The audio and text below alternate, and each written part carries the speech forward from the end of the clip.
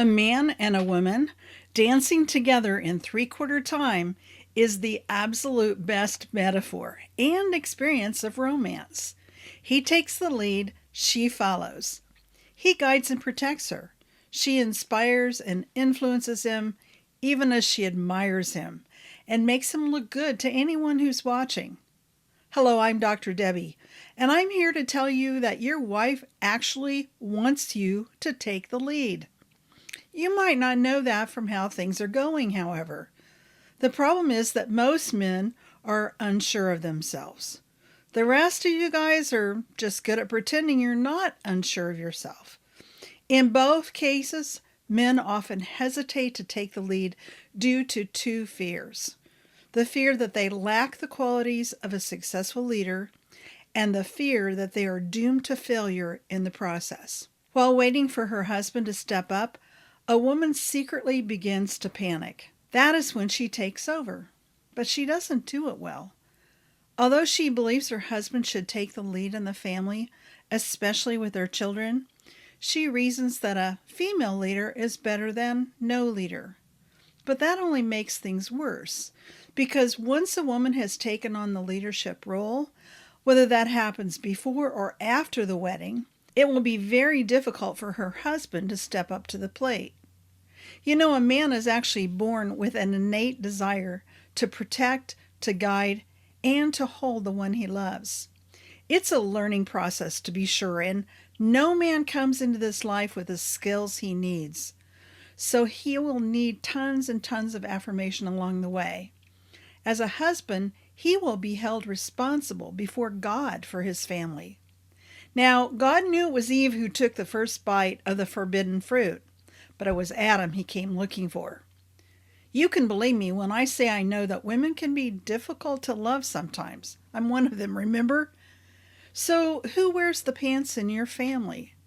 Most men and women believe the man is the leader in the family, but in reality, women have been running the show for a long time. Yes, a woman knows she can make it through life without a man, but can she really live the life she desires?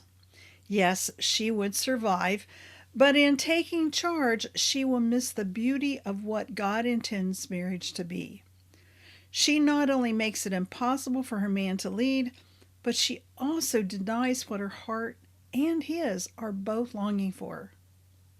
So, how do you embrace the dance of romance? First, you must acknowledge that men and women are different. Always have been, always will be. God created people in his image, both male and female.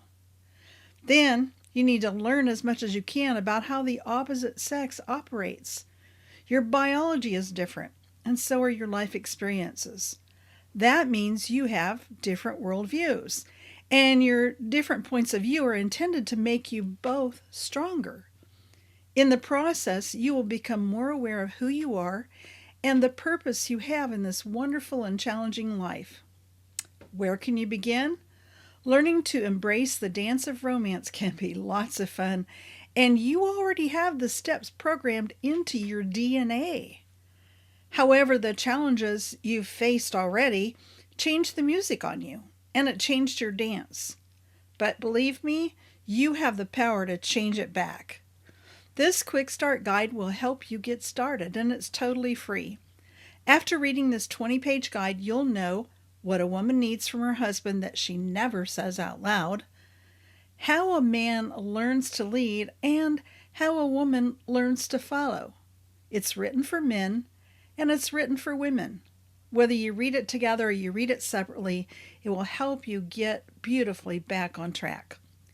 Bonus, you'll get follow-up lessons by email to help you keep improving your dance. Don't worry, I hate spam too, so you can unsubscribe at any time. Just so you know, I respect your decisions. So when you unsubscribe, I actually delete your contact information from my database.